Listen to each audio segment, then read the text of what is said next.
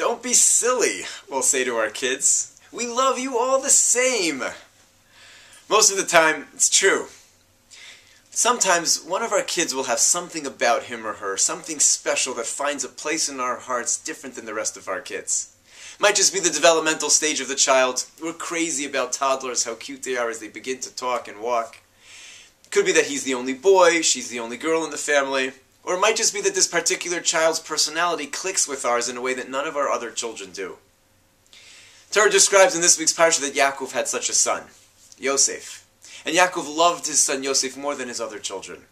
And it wasn't just an arbitrary favoritism. Sages describe that Yaakov saw in his son Yosef the spiritual heir of his own mission, a child whose face radiated the same spiritual essence as his own, the child who he saw would continue his own personal work in life.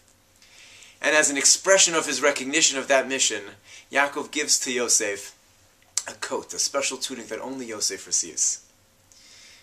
And the other brothers didn't appreciate it. Torah uses a very strong language. They couldn't stand Yosef because of that coat. They couldn't even speak nicely about him. And from here the sages derive that a person should be careful never to treat one child different than all of the other children in his family. Now the sages don't mean to tell us that all of our children have to be treated the same. It goes without saying that if one child outgrows his pair of shoes, not all the children in the family get a new pair of shoes along with him. And if one child needs a tutor and another child likes piano lessons, it doesn't mean everybody in the family has to get them too. All of our children are different, they're unique, and they have their own needs. And we need to treat them according to their needs and let it be known to them, express to them, that each child is different and will be treated accordingly.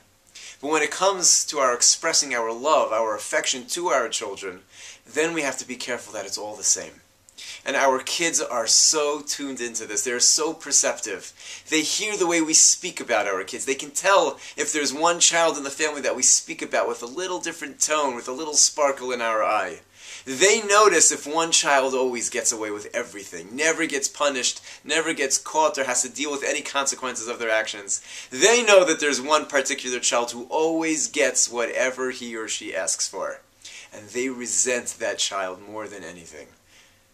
And there, say the sages, even though their needs will be different, then we have to treat our children differently when it comes to addressing those needs. When it comes to our love, our expressing our love and our feelings to our children, there they all have to be treated the same. Have a great Shabbos.